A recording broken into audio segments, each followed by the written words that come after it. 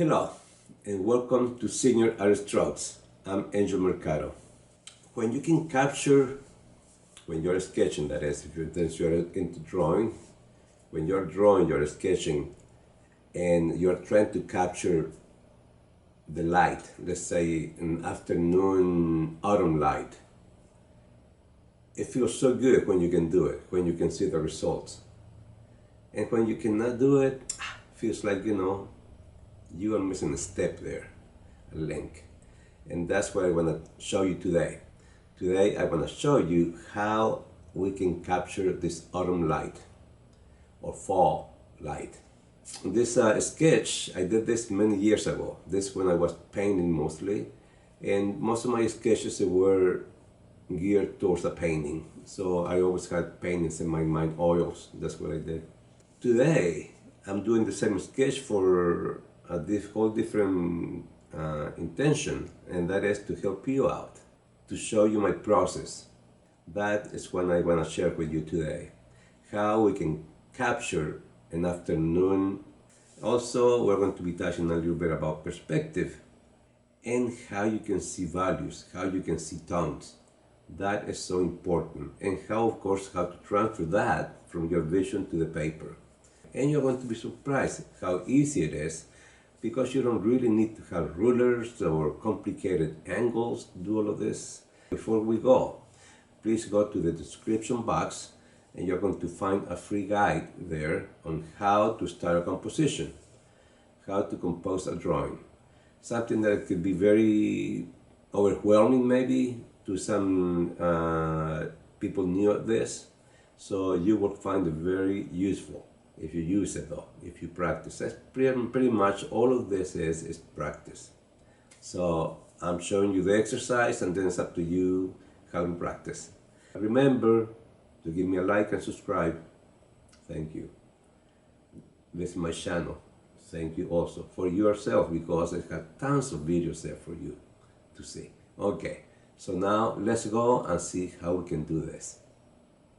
So the first thing we'll do here, we're going to start warming up our eraser. These knitter erasers, they're beautiful tools for charcoal, but they need to be worked. They need to be loosened up, warmed up, and that's how you clean them also. As you stretch them in and out, the charcoal tends to disappear, and that's how they clean.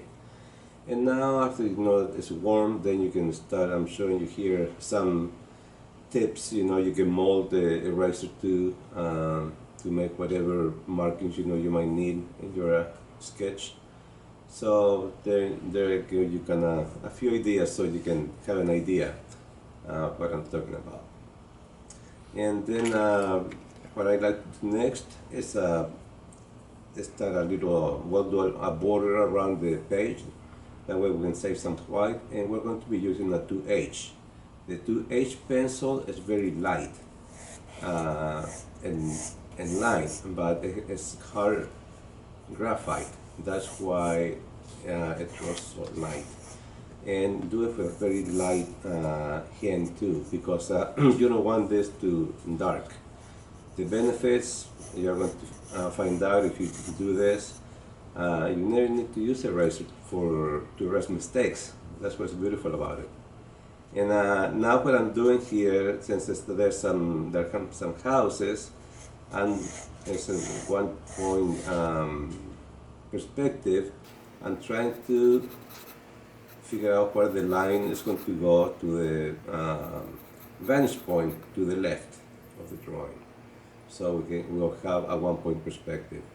And once I do that, I start very light, kind of like, well, in this case I want to have a pretty similar sketch to the original. So I'm taking my time a little bit more here just to figure out where all these pieces go together. And if you notice, I always start from the large shapes. From large shapes to smaller shapes. It's a lot easier that way, because it helps you really focus on your composition a lot better.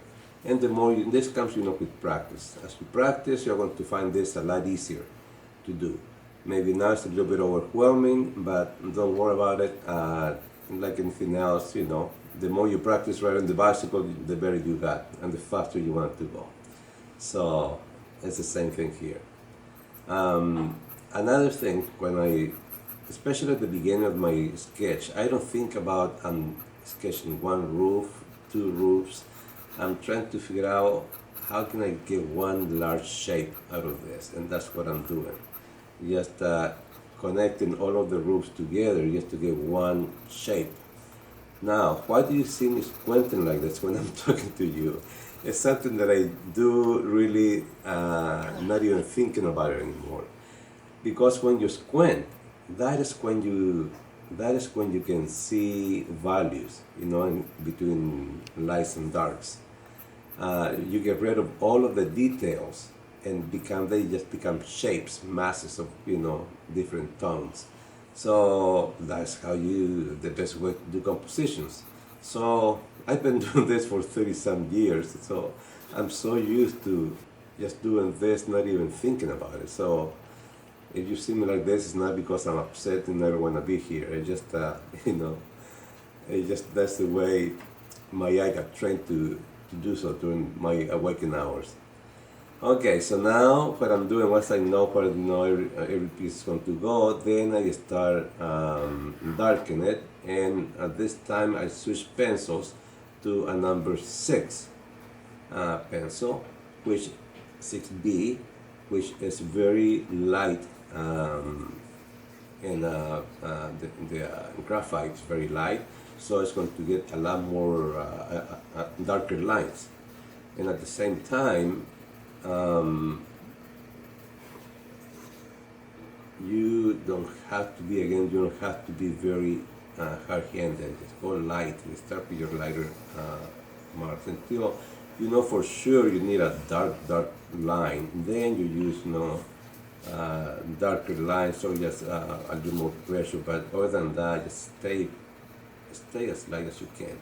And here the house on the right hand side was painted darker, so I'm putting a little bit heavier tone there than the rest of them. And that when you can see the light is already start emerging. Once I put just a little bit of a tone in the shadows. And that's one thing you'll notice, it's just can you see how the tone, as it gets a little bit darker, the lights start getting brighter. That's what's beautiful. That's how it gives it that beautiful tonality. And as I go, I'm resketching, I'm introducing new shapes, I'm reshaping old shapes. So, and I'm working all over the paper. So when you work with this technique, one thing you're achieving here, you by the end of the drawing, you have drawn this sketch so many times, and you become very used to sketching this. You already have in your muscle memory. You already have in your mind the way you want it to look, and what you need to do. So if you want to, you can repeat the same sketch and see how you can do. Because the more you do it, the more natural it will become to you.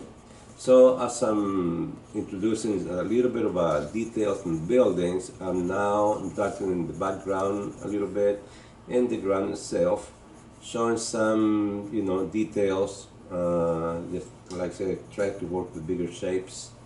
Now for the buildings, pretty much now the windows and doors what I need to worry about. I got pretty much everything else, and then we will be adding some shrubs and darkening the tones of the trees in the background. And pay attention in the background, the trees. When I did this sketch, I was about maybe 5 houses away from what you see there in the scene, and the trees in the background. When you squint your eyes, and you are just looking at the distance, you can go to outside in the street and do it yourself to see if it works. And you look at a mass of trees, you're not going to see everything well defined when they're at the distance. You just see broken, tones or lines in different tones. That's it. So that's what I try to do when I sketch trees. I never define tree trunk well defined and my branches well defined. Because to me, like this, the way I do it, just going back and then move to another section, then go back to the trees again, move to another section, back and forth. To me, the way it works for me as the aerial perspective works much better for me.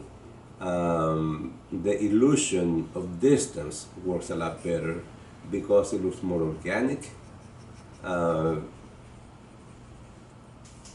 And it's not so well defined. So, our minds is going to push that back right away. So that's what they have more natural of a natural look.